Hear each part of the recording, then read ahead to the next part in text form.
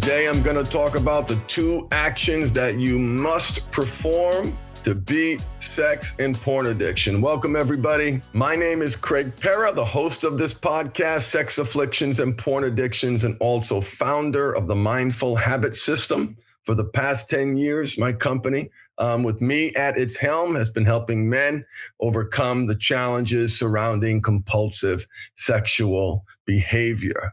If you want the opportunity to join me live and jump on this stream, I see we've got someone here now and want to ask me questions, you can follow me on YouTube, Facebook, Twitch, LinkedIn, and Facebook. Did I say that already? Anyway, you can find me on those platforms, and that way you get notified when I go live. So check me out. And if you're listening later, thank you so much for joining me.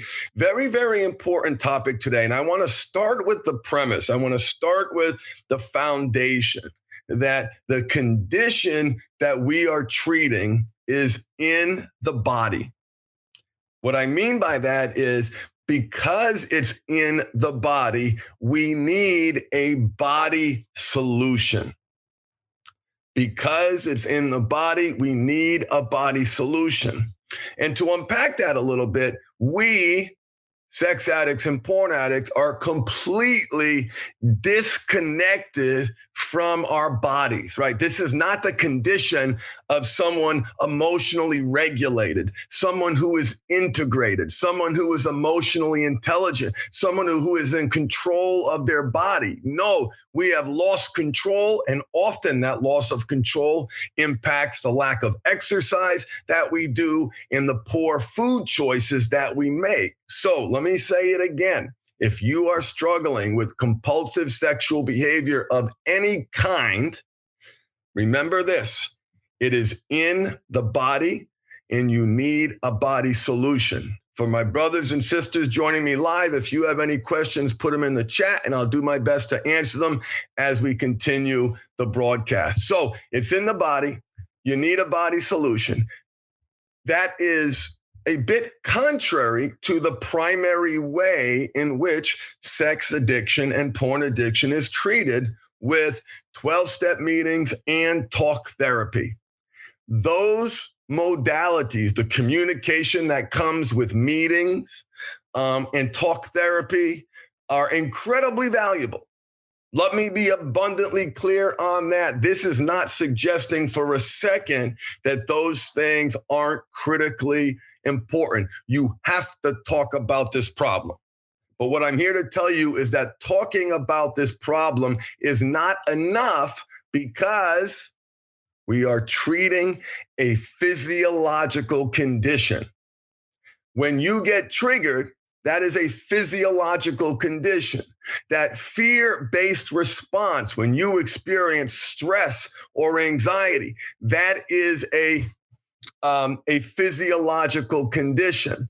When your energy shifts from in regards to a sexual trigger, that is a physiological condition. The reward that the behavior gives you through the orgasm, the release, the escape that it provides, that is a physiological condition. That's what you also have to treat. It's not just emotional regulation, it is physical regulation. Developing the conditions that allow you to feel safe. Crazy word for us guys, but I am telling you this. If you listen to my last podcast, the 3 or 4 most important words in recovery, number 1 was safe. And what I mean by safe is that, let's pretend I make a mistake and I'm having a stressful day and I failed. I made a mistake with a client. I'm not feeling well. I'm a little under the weather, right? I stubbed my toe. Michelle asked me about the project that I said. Michelle, my wife of 25 years, by the way, we just celebrated our 25th wedding anniversary in Hawaii. It was amazing. We made it. I'm looking forward to the next 25, 35, 45, 55, however long we get to live. But she asked me a question about the project. Instant energy shift in my body. I get angry. right? Anger, tightness in the chest, heart rate starts beating, a flood of stress hormones enter the body.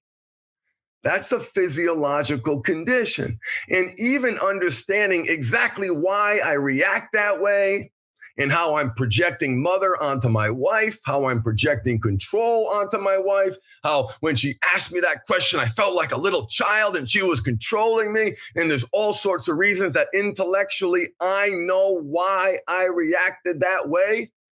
Instead of reacting as an emotionally mature adult, well, I am, but I'm just using this as an example because, of course, I lose my temper, I make mistakes, and I say stupid things.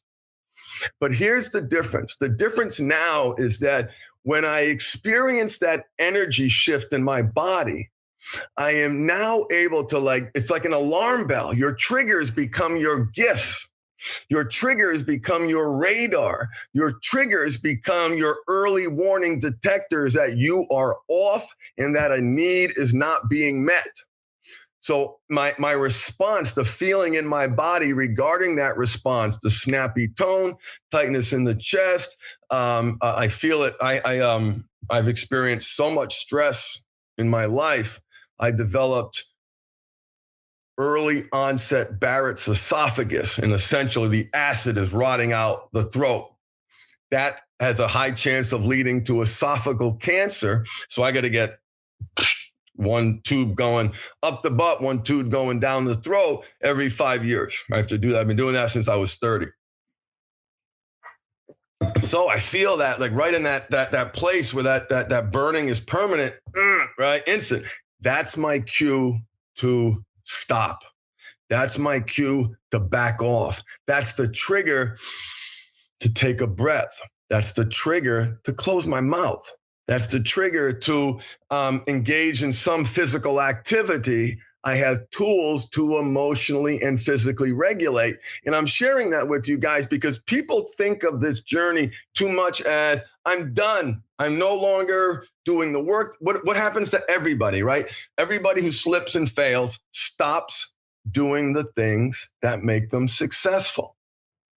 And they haven't learned to emotionally and physically regulate their central nervous system. So I'm going to give you 2 things that you can do right now or today, tonight, tomorrow, that are very simple and ridiculously easy. Let me stress this, right? So this isn't for the mindful master. This isn't for the guy who's doing great.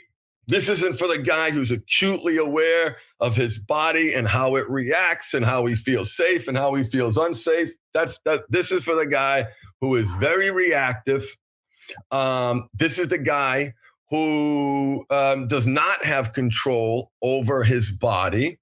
And this is for the guy who might be new to mindfulness. And the 2 kinds of mindfulness that I want to talk about are sitting mindfulness. And I'm going to give you the most ridiculously easy technique that you can do to start this incredibly frustrating, but incredibly rewarding practice and active mindfulness. So we're going to talk about it from a brain training perspective, and we're going to talk about it from a body perspective. And both of those things contribute to emotional and physical regulation. First, why mindfulness? Mindfulness is critical to sustainability. My company is called The Mindful Habit because if you can become mindful of your habits, which we need to survive, your life can change dramatically. Mindfulness has been scientifically proven to reduce depression, reduce anxiety, reduce PTSD, reduce the stress level cortisol in the body, reduce compulsive urges, increase emotional well-being. The list goes on and on. It goes on and on and on and on and on. And here, so what I want to talk about is a sitting mindfulness practice. And let me tell you what the exercise is. And let me tell you how to do it, right? Because if I tell you just what it is, I don't know. I feel like this is a little light. Like basically, listen, here's what I'm telling you to do. Okay. If you are struggling to start a mindfulness practice, what I want you to do is to create a new habit in your life where you close your eyes Sit up nice and tall and count your breaths for 60 seconds. That is it. Count your breaths for 60 seconds. Now, when you get to 60, you go to 120, you go to 180, eventually getting to 10 minutes. If you can sit and breathe for 10 minutes still, I promise you, at least some aspect of your life will be significantly, or the chances are great that if you can cultivate a 10-minute per day mindfulness practice, not only will the gray matter in your brain have changed, right? 30 days, 10 minutes a day. The science says your brain looks different under a fMRI machine. Here's how you start. First, we're going to take this new habit and we're going to anchor it to something that we already do. Okay, so let's say, for example, every day I get up from bed and I use the bathroom or I brush my teeth. My anchoring when I start my mindfulness to bring an awareness into my body is when my right foot hits the ground and my left foot hits the ground when I'm getting out of bed. I am anchoring. By anchoring this new habit to an existing one, you dramatically increase the chances that this habit will stick. And why am I recommending 1 minute? Because this is ridiculously hard. Everybody thinks it's easy. Most people can't get to 5 breaths, 6 breaths. Most people can't count to 10. And listen, this is what it is. You breathe in, nice long breath, right? Long inhale, long exhale triggers the body's vagus nerve, which tells the central nervous system that you are safe and helps you relax. So a 4 or 5 count inhale, 4 or 5 count exhale, 1. 4 or 5 count inhale, 4 or 5 count exhale, 2. Do that for 60 seconds a day. Do it by anchoring that habit to an existing one. And why? So here's what you get out of this simple habit. 1, you get the beginning and the foundation for a mindfulness practice that will grow. If I tell you 10 minutes now, you'll think it's easy. You'll be so frustrated. You'll never do it. It just isn't going to happen that way. This is a hard thing to do. And people say, oh, it's easy. There's this perception that it's only 1 minute. You're here because your monkey mind is bouncing all over the place. You're here because you do not have control. Or let me say it this way. You're never going to control the beast. You don't know how to, you attach to the thoughts too easily. You get swept away by the negative thinking too easily. So we're going to start small. We're going to use what is called a Kaizen, Kaizen, goal strategy. Hey, warrior, glad you're here, man. Which is a Kaizen goal is a goal that is ridiculously attainable. And that's ridiculously attainable. That's how you define a Kaizen goal. Is it ridiculously attainable? Almost silly. Almost silly. Why do I want it to be almost silly? Because most people, like New Year's resolutions, set the bar too high and they fail. The overwhelming majority of New Year's resolutions fails. So if you start with 1 minute a day and you anchor this habit to an existing one, and by starting 1 minute per day, you are embracing Kaizen goal setting, which the concept alone will change your life. Kaizen goals, meeting myself where I was and setting attainable goals was one of the most important things that I've done in my life. So you're embracing the anchoring concept, you're embracing the Kaizen concept, and the result is greater emotional and physical regulation and an ability to have the negative thoughts, to have the crazy thoughts, yet not get swept away by them. Right? You do not have to react to your thoughts. You have the power inside you. I have the power inside me to use these mindfulness techniques to better regulate pain, physical pain. Mindfulness has been proven to reduce physical pain. And let me tell you something, if you're using sex and porn to numb, cope, and escape, you are experiencing physical pain. You may call it emotional pain, but that emotional pain is in your body. That emotional pain is impacting your central nervous system, your hormones, and everything else that happens when you have a fear-based response. So my first tip, which is a ridiculously simple tip, but an incredibly difficult one to execute over extended periods of time. As Nathan in the chat says, so true, do it, it works. 60 seconds a day, inhale, exhale, 1. Count your breaths, anchor it to an existing habit, and start small. Okay, that is tip number 1. And that is going to help you emotionally and physically regulate your central nervous system. And why is that important? Because the condition that you are treating, that I've treated and continue to treat in myself, it's in the body. And because it's in the body, you need a body solution. So here's the second thing, the second action that you must perform in order to beat sex and porn addiction. From a mindfulness perspective, what I just talked about would fall in the category of sitting mindfulness. Sitting. So you're sitting, you're intentionally concentrating, contemplating, you're sitting. That is really, really hard for some people. And that's why I recommended you start at 1 minute a day, because most people can't count to 5 before they lose track of what they're doing. Again, warning, incredibly frustrating. So I want you to know that. The second thing is called active mindfulness. And active mindfulness is simply whatever you are doing, do that to the exclusion of all else and pay as much obsessive compulsive, assuming you do not have obsessive compulsive ruminating issues, but like a sharp focus on whatever it is that you are doing. So here's an example of active mindfulness. Now, sitting mindfulness is critical. So I beg you, please, please, please. And if you missed the beginning, go back and listen to the first action. Absolutely critical for long-term success based on my experience. Active mindfulness is also a very powerful concept. And frankly, this is where my mindfulness practice grew, because sitting mindfulness was so difficult for me. My ADD brain, I used to take Ritalin. I was diagnosed with attention deficit disorder. Virtually every client that I work with has some degree on the spectrum of ADD.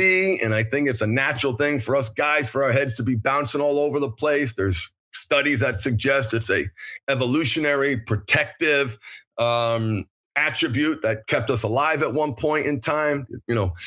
Anyway, so the active mindfulness was a lot easier for me. And the active mindfulness is, here's what I invite you to do, is to pick a task or a chore that you do not like. Well, yes, you can do it both ways. Let's pick something you like. I love drinking coffee. Okay. So if I were doing an active mindfulness while drinking my coffee, I'd be focusing on the cup. I'd be feeling the cup in my hand. If there's any heat there, I've noticed the heat. Put the cup to my lips, feel the plastic, notice the smell of the coffee. I would put the coffee in my mouth, close my eyes, feel it in my mouth, taste it, swallow it, notice how it makes me feel. You just pay attention to whatever it is you're doing. Now, that's an example of something that you like to do. Now, what's going to happen? What happens is that when you're paying attention to when you're present, you know when you're not present. And as you continue to work on yourself and as you continue to regulate your central nervous system, the better able you are to tell when that energy shifts, when you've been triggered, when you've gotten angry, hungry, angry, lonely, tired, bored, all feelings that you are going to experience.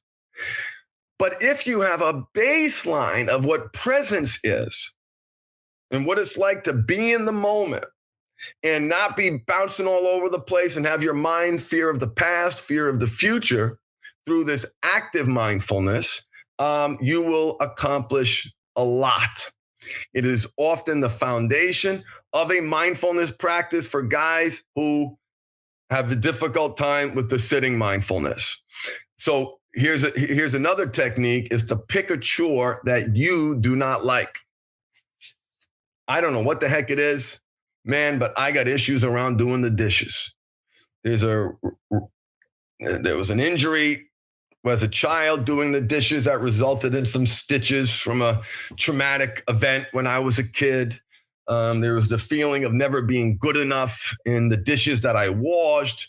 Momming issues, control, et cetera, rebellion, whatever it is. Well, I have a sense of what it is. There is a repulsion to that task. And it's so helpful when I wash a few dishes, and it really goes a long way in helping and picking up around the house. So what I do is the dishes becomes a mindfulness exercise. Because it's a chore that I don't like to do, I should be doing more important things, blah, blah, blah, blah. The kid should do it, whatever. My story is, when I wash the dishes, right, it becomes an exercise in gratitude, grateful to have the food that I ate with my family, who is healthy, in my sink that has hot, cold, clean water, in feeling the warmth, the soap on my hands, on the pan, paying attention to the bubbles, noticing the frustration, coming back to the breath, noticing the frustration, coming back to the breath, noticing the frustration, irritation throughout, and coming back to the breath, and coming back to the present moment of using all of my senses to wash the dishes, all of my senses to go for a walk, all of my senses to drive, all of my senses to walk, all of my senses to eat, all of my senses to do whatever it is I am doing. And the output of you practicing sitting mindfulness for 1 minute a day and anchoring that new habit to an existing habit, step one to building a successful mindfulness practice, which will change your life. It just is what it is. I wish there was a different way. I wish there was a path that wasn't so frustrating for so many people. There is not. There is not. Not to my knowledge. The people who take the mindfulness to the next level, the clients who do that, thrive. They thrive. They thrive. They can sit for 10 minutes. That's the metric. Can you sit for 10 minutes? Does that mean life is easy? No. Does that mean there aren't a host of other things that you must do to be successful? No. That does not mean that, but it's easier. But it's easier when you're able to not get swept up into the thoughts. When you have that emotional and physical reaction, you're able to suppress it. You're able to regulate it. You're able to get presence.